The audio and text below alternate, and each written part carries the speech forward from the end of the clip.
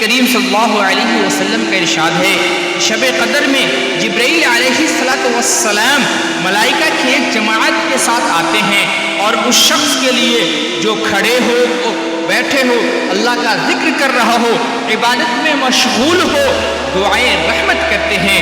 اور جب عید الفطر کا دن ہوتا ہے تو حق تعالی شانہ اپنے فرشتوں کے سامنے بندوں کی عبادت پر فخر فرماتے ہیں.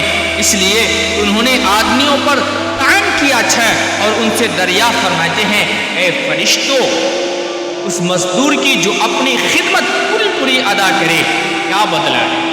وہ عرض کرتے ہیں اے ہمارے رب اس کا بدلہ یہی ہے کہ اس کی اجرت پوری دی جائے. تو ارشاد ہوتا ہے فرشتوں میرے غلاموں نے اور باغیوں نے میرا فریضہ پورا کر دیا. پھر دعا کے ساتھ چلاتے ہوئے عیدگاہ کی طرف نکلے ہیں. میری عزت کی قسم میرے جلال کی قسم میری بخشش کی قسم میرے علو شان کی قسم میری بلند مرتبہ کی قسم ان لوگوں کی دعا ضرور قبول کروں گا.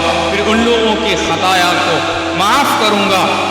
پھر ان لوگوں کو خطاب فرما کے ارشاد ہوتا ہے جاؤ تمہارے گناہ معاف کر دیے اور تمہاری برائیوں کو نیکیوں سے بدل دیا ہے.